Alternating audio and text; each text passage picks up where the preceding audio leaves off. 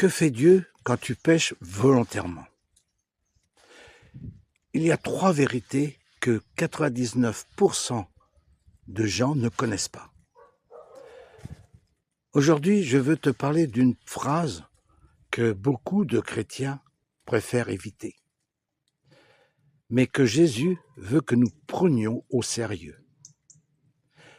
Il est dit dans Hébreux chapitre 10, verset 26, « Car si nous péchons volontairement, après avoir reçu la connaissance de la vérité, il ne reste plus de sacrifice pour les péchés. » T'es-tu déjà vraiment arrêté pour réfléchir à pourquoi la Bible parle avec une telle gravité?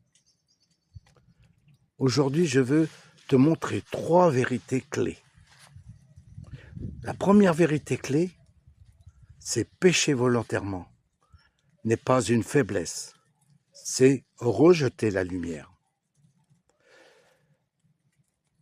Nous tombons tous, nous échouons tous, Dieu le sait, et il est plein de miséricorde. Mais ici, il ne s'agit pas d'une chute par faiblesse, il s'agit de quelque chose de différent. Tu connais la vérité, et pourtant, tu choisis le péché. Tu entends la voix du Saint-Esprit, mais tu te dis « je changerai plus tard ». Tu sais que ce chemin est dangereux, et pourtant, tu y retournes. Ce n'est pas une chute, c'est un rejet.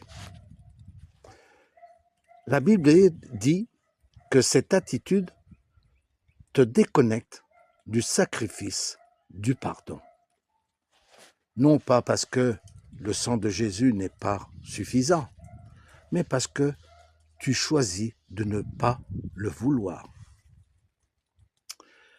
La deuxième clé vérité, c'est le jugement le plus sévère de Dieu n'est pas de te punir, mais de te laisser faire. Il est dit dans Romains chapitre 1, révèle quelque chose de très sérieux. Dieu les a livrés au désir de leur cœur. Mon frère, ma sœur, écoute bien. Ce n'est pas que Dieu te punit immédiatement. Ce n'est pas qu'il envoie tout de suite un problème. Ce n'est pas un coup soudain. Le plus dangereux, c'est quand Dieu cesse de te retenir, quand il te laisse marcher dans la direction que tu as choisie, quand il ne t'avertit plus, quand il ne te reprend plus, quand Dieu se tait, quand sa main ne freine plus ton chemin. C'est là le moment le plus dangereux de tous. La troisième clé de vérité, si tu ressens encore de la culpabilité, du trouble intérieur, Dieu est encore en train de te sauver. Est-ce que c'était déjà arrivé? Tu te sens encore mal quand tu fais le mal? Le péché te fait encore souffrir. Tu entends encore la voix en toi qui dit « ce n'est pas juste ». Tu es encore en lutte. Cela signifie que Dieu agit encore en toi et que le Saint-Esprit parle encore, que tu n'as pas été livré à tes désirs. Le véritable danger, c'est de ne plus rien ressentir. Pécher sans douleur. Continuer comme si tout allait bien. La lutte est un signe de vie spirituelle. Celui qui lutte peut être restauré.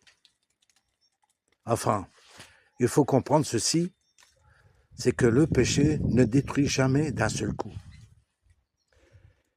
Il consume le cœur peu à peu. La première fois que tu cèdes, tu penses que ce n'est rien. La deuxième fois, ça devient normal. La troisième, tu arrêtes de prier.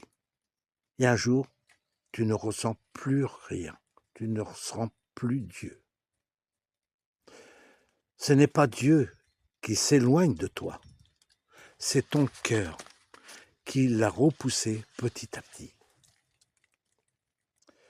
Il est dit dans Hébreux chapitre 10, verset 26, c'est une alarme d'amour qui nous dit « Ne permets pas que la lumière t'atteigne et que tu choisisses quand même l'obscurité. »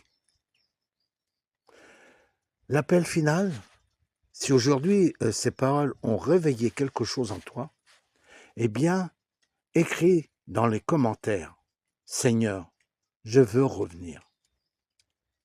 Et si tu désires apprendre comment vaincre réellement le péché et marcher chaque jour dans la lumière du Seigneur, tu peux cliquer sur le lien de ma bio ou m'écrire directement sur le numéro WhatsApp affiché à l'écran avec le message « Je veux rejoindre le groupe ».